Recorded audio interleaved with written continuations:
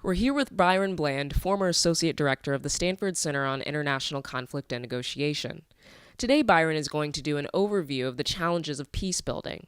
Since 1990, Byron has been active in regions with intense conflict, namely Northern Ireland, Israel-Palestine, and South Africa.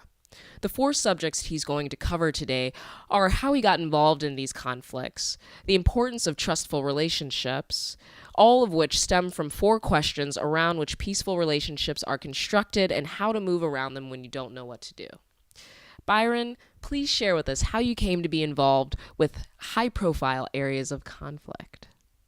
Well, Nanda, that's a very interesting question because somewhat it's part of my whole life. I could go back to early childhood. But I think it really began when I started teaching a peace studies class at Stanford. And that was largely initially on the Cold War. But eventually the Cold War ended, and so it moved to conflicts that were more domestic or internal.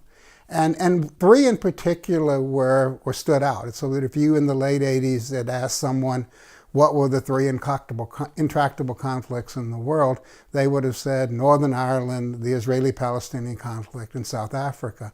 So it began to perk my interest is what was it about those that both made them intractable, but then also what would count as some way forward in each one of those situations. And we found a lot of parallel. I think the whole thing took off when I met a Jesuit named Brian Lennon at Stanford. And as he left, I said, there's some way that I ought to be able to help you. And he asked, well, how? And I said, well, I don't know, but if we keep talking about it, maybe it'll come to us. And we began a conversation that eventually led to the formation of a group called Community Dialogue. Back in 1997, we both felt that there was going to be an agreement because the British and Irish governments wanted there to be one. But we also knew that whenever that came, and we didn't know whether it was 6 weeks or 10 or 6 years into the future, or 60 years in the future for that matter, but whenever it came, there weren't the relationships on the ground that would sustain that agreement. And so we both looked at how would you begin to then to build those relationships upon which some sort of concord could take place. Brian formed a group called Community Dialogue, which was a kind of roaming dialogue that moved throughout Northern Ireland across the violent interfaces there. And we began to work with him. I think one of the important things was that we set that dialogue up on the basis of if practitioners knew everything that researchers knew, what would they find interesting? And if researchers knew everything that practitioners knew, what would they find interesting? And that's been our mode of operation throughout. And so whenever we are engaged in someone, we want to know what they know and then try to point out what is it that seems particularly interesting to us. And we also then want to hear in return what we have said that seems very interesting to them. And that's kind of framed the dialogue and the engagements that we've had moving forward. There was a time in community dialogue when we focused initially on the questions of what do you want, why do you want it, and what can you live with given that others disagree, and began to feel that that got us a certain distance. But it didn't yet get to creating the relationships that would allow the parties to govern their situation or to even muddle through together in their situation. And so at that point, we began to try to look at the themes that underlay and would move dialogue forward. And we found that those, I'll talk with later about the four questions or the four themes around which dialogue takes shape that will move it and make it fruitful and move it in a positive direction. But we began to feel that it was really even more than that they lay the foundations for any kind of positive political engagement, for any kind of dealing with commonality and problems, and the creation of some glue that held society together.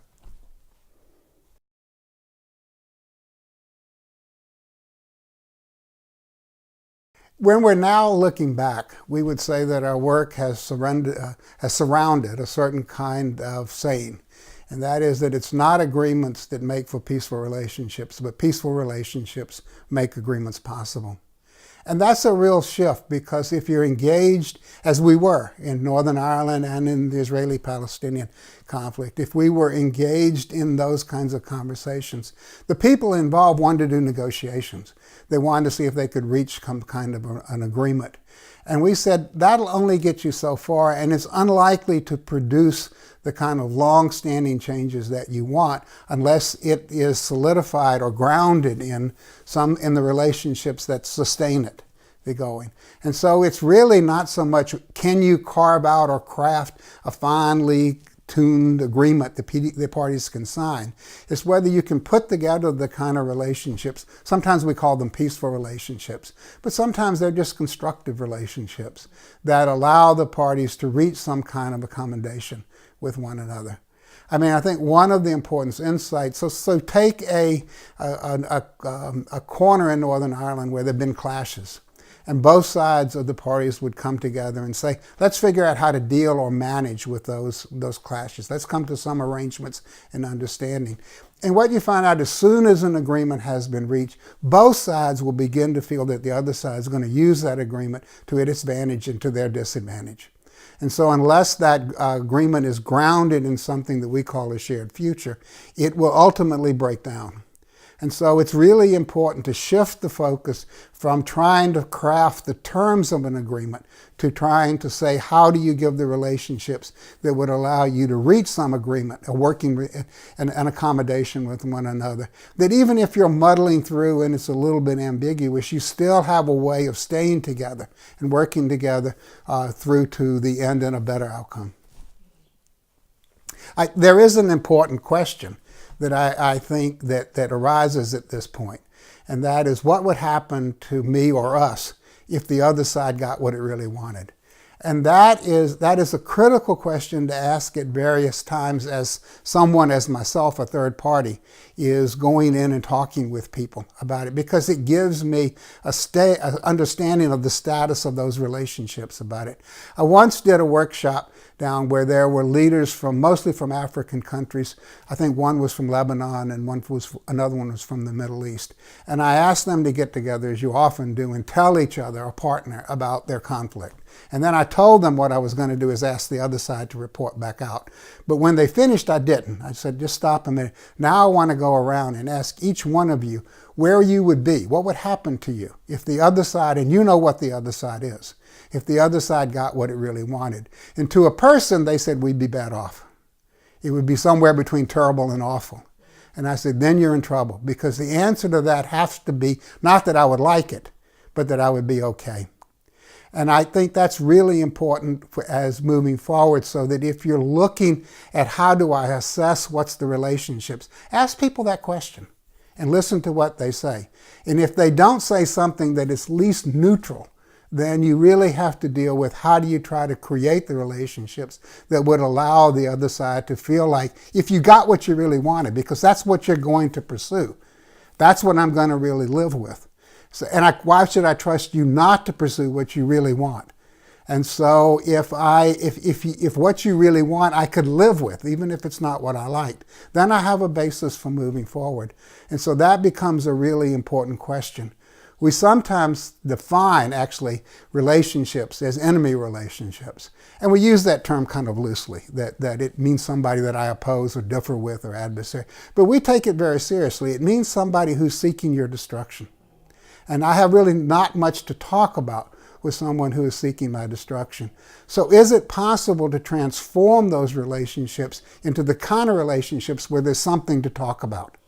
And that's the critical effort. And I think it's what the role that our 4 questions that I'm going to talk about later does. It begins to move enemy relationships into some other kind of relationships. They can be adversarial relationships. They can be opponents. They can be rivalries. They can even be oppressive. But in each one of those, I have something to do I can do about it if they're not enemies. I may not be successful, but there is some movement or some work I can do to try to resolve them. In enemy relationships, it's hard to figure out what you can do. And so if you can find out, are these enemy relationships, it's critically important to knowing how it is to move forward. Thank you, Byron.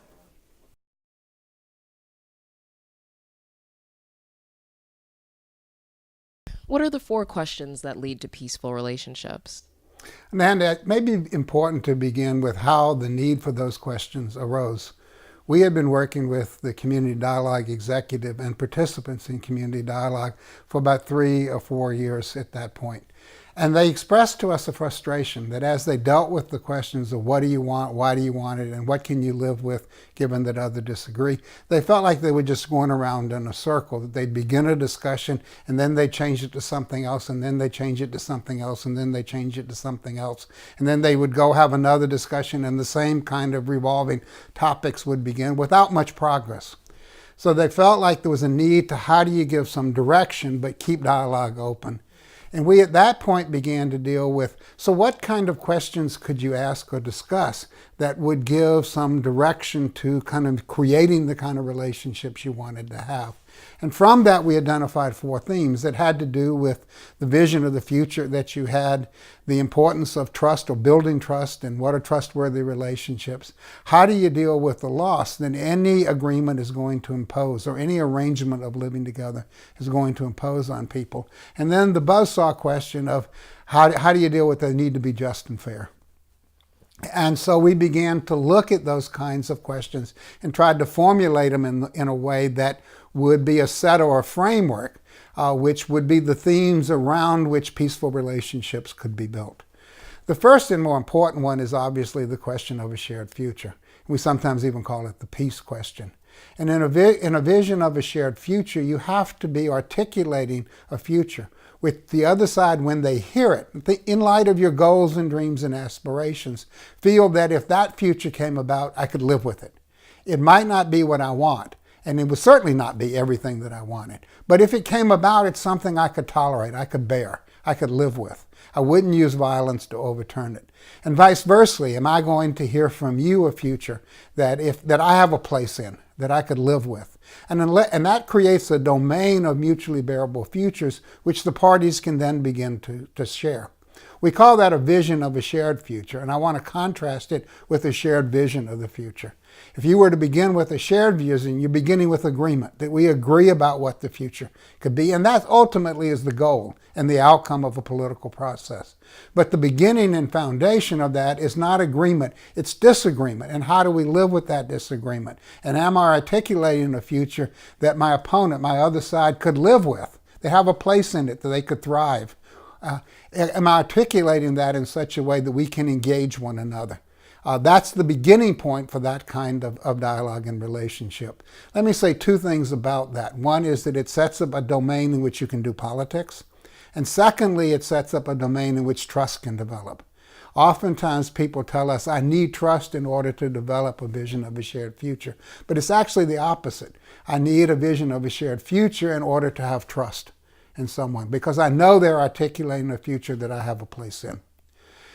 It's interesting in that regard to look at the work of Nelson Mandela, that in particular as he went around South Africa, people heard him articulate time and time again that there is a place for the white South African in this, the Afrikaner, in the future that we want to have as a post-apartheid South Africa. He never missed an opportunity to welcome and talk about that place.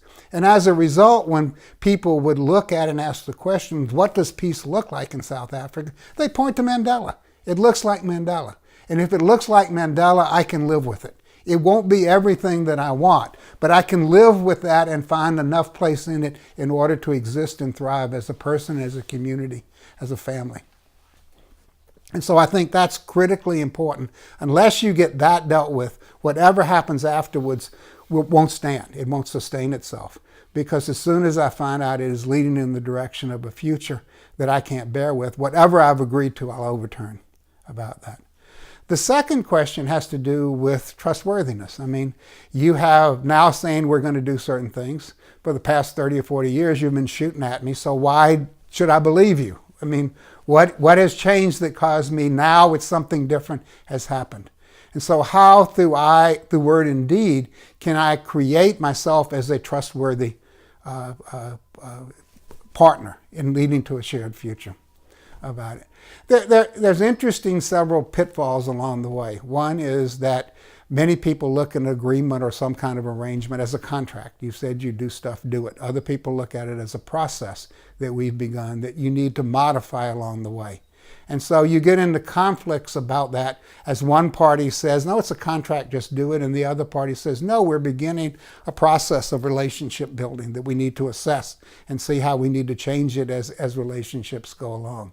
The problem arises is when one party views it as a contract and one party sees it as a process.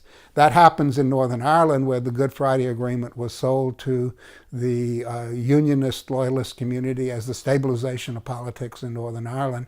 It was sold to the Republican National community as the beginning of a social process of political and social transformation.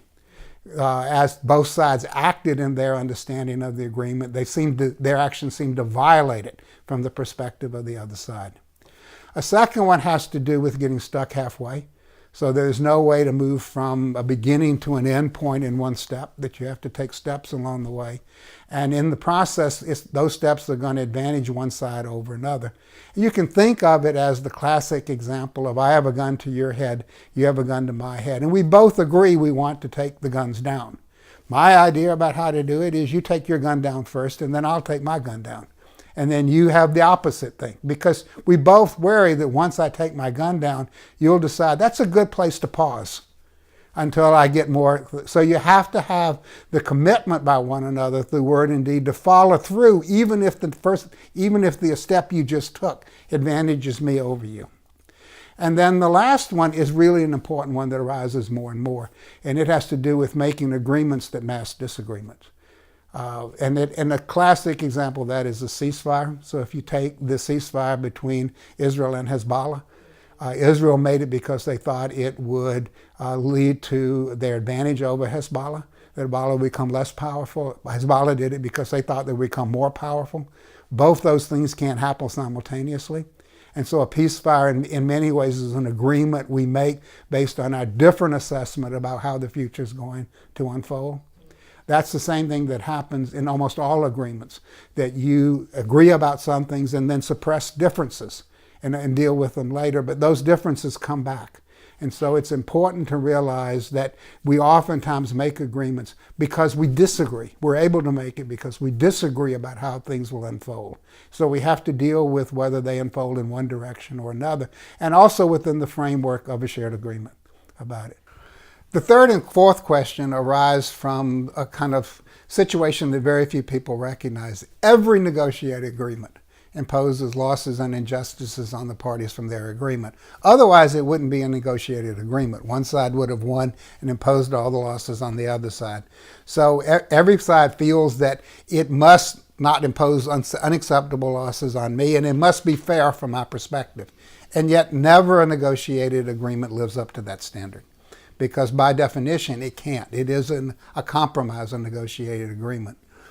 The third question has to do with losses. So how can I accept the losses that agreement's going to impose on me so that I can make the concessions that it requires? Now, one of the important things is that we talked with, particularly in the Israeli-Palestinian conflict in the early 2000s, when there was the beginning in the midst of the Second Intifada. We got a number of peace plans. One of them was the Geneva Accords, and it was 50, 60 pages long, and it was, and there were 7 pages on refugee resettlement about the things. And people would read it, and they would say, there are 400 or 500 ways I could read this. I know the other side's going to read it where it is most advantageous for them. I'm going to read it where it's most advantageous for me, and we're going to wonder where the agreement was. So we felt that it was really important to be specific about the losses that an agreement was going to impose, and particularly the kind of ways in which I'm willing to accept those losses for living together in peace. To be very explicit about that. That runs counter to much of the kind of theory of negotiation which talks about the importance of log rolling, where you take losses and wins and roll them together and you buy the package. What we found was that people would accept the benefits, pocket those, and then try to negotiate away the losses, and so it would lead to really kind of more disagreement than agreement about the things. But it's important for both sides to recognize that I'm going to have to accept losses. And that's difficult for politicians to negotiate, because they always tell their side, we didn't give up anything. We got what we wanted. I was strong. We didn't do anything. Well, when the other side hears that and knows that they did make concessions and it was important, they then begin to distrust the parties. So we feel that it's important to find a way to be explicit about embracing those losses that a working together agreement is going to impose on us. The last question, which is really a buzzsaw, which is we all feel that for any agreement or any kind of arrangement to have any legitimacy, it must be minimally just. And yet we disagree about what justice entails. And so particularly in conflict, we think of conflict as getting that to which I'm entitled. When we're in some kind of community relationships, it means a kind of fair balance of reciprocity, this for that, in some kind of balanced way. But when we're in conflict, we think it means I am entitled to that. You need to give it to me. That's what justice entails. And of course, what stands in the way are usually the goals and aspirations of the other side, which become the embodiment of injustice. That presents a real problem, because where justice is necessary, the pursuit of justice is a barrier to reaching an agreement. And so how do you deal with that mix of stuff? And I think South Africa is an illustration of that. There wasn't any way they were going to make an agreement which established justice in South Africa. It wasn't possible. I mean, the economic structures and arrangements weren't going to allow that. I can't imagine what agreement they would come up with which would produce a just outcome from both sides' arrangements. And so what they did was begin a process where they would lead to greater and greater justices, what we might call rectifying injustices. And so they had now a political process where they actually at one point designated what were the critical things as their political process would need to address, and what were the things that they could give up, they could negotiate about. And I think that's the framework for beginning to deal with this, of how do we work together to alleviate the most egregious injustices that any agreement or arrangement is going to impose on the parties. I worked many years at Stanford. Not one day did I think it was just. I thought it was bearable. I thought it was worth it. I thought it was worthwhile. I didn't think it was just, and yet I managed to live with it pretty easily about that. And so the question really comes down to that: is, are you better off in peace than you were in conflict? And you have to make the answer to that yes. Well, all else that you do, you have to make the answer to that yes. Much of the breakup of the Oslo process was that when you ask Israelis and Palestinians, were you better off in conflict than you were in peace, the answer was no. And because of that, it broke down. So the critical importance of working together to make that answer yes is critically important.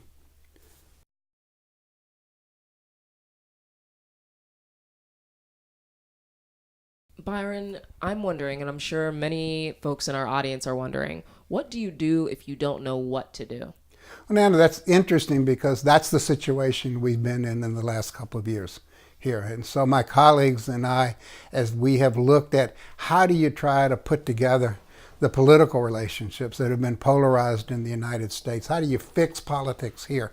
We have returned back to what we learned in our process in years of working with Israelis and Palestinians and the folks of Northern Ireland and being in dialogue with folks from South Africa. What did we learn that would be useful here?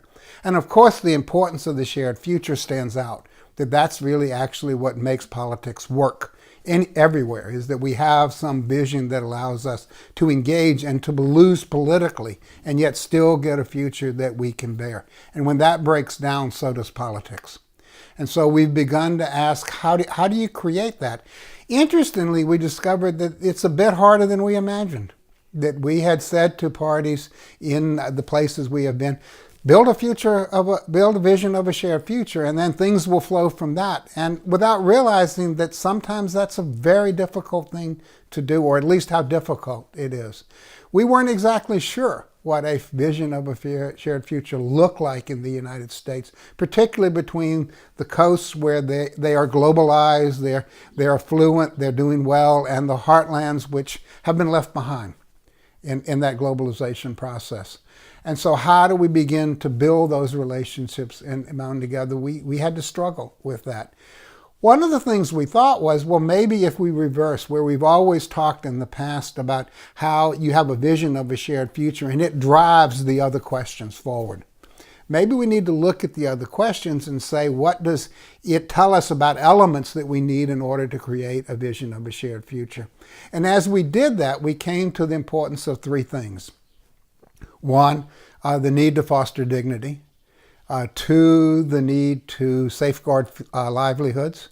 And three, the need to encourage respect. And let me say a little bit about each one of those.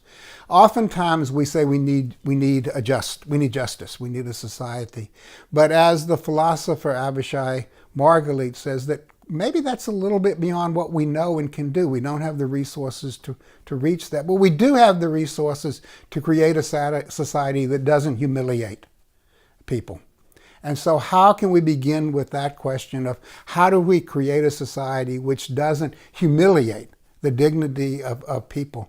And from that, we began to feel the need to foster the dignity, that it becomes the object of projects. Our goal is to foster dignity in each person, particularly as they go about their lives with their families, as they create things with their work and their life projects. How does that give dignity and to people that they can embrace and live out in their lives? And the importance of that was absolutely critical in building a shared future. The second one about safeguarding livelihoods comes from our work with policing. So oftentimes policing adopts a security framework, and a security framework sees a threat and it defeats the threat. So security becomes the outcome of defeating threats that threaten that security or well-being. Safeguarding doesn't change that completely, and there's maybe no bright line between the two, but instead focus on how do we maintain the integrity of that which is important to us. So rather than focusing on defeating threats, which we do have to deal with, but how do we focus instead on what does it take to maintain the integrity of those things that are important to us? And particularly, how do we maintain the integrity of people whose livelihoods and families have been threatened by the changes that globalization has imposed on our society? Lastly is the need to encourage respect. And of course, it's not entirely clear what respect is, but it is honoring, we think in many ways, the humanity of everyone, and particularly their lived experience. So I may not agree with you about stuff. I may differ with you with proposals you offer or the policies you recommend. I may disagree with all of that kind of stuff, but I need to respect and understand the integrity of your experiences out of which those proposals come. I don't have to agree with you, but I do have to honor and think of the authenticity of those experiences that have led to that. And we think the beginning of encouraging respects begins exactly with that insight of how do I listen to and honor those experiences that gave rise to your views about it. And that begins the kind of process of exchange in which we honor each other's humanities, even if we disagree about how to respond out of that humanity. Byron, thank you so much. This has been incredibly insightful, and I think everybody could use a lot of this wisdom that you've shared with us today. Thank you very much.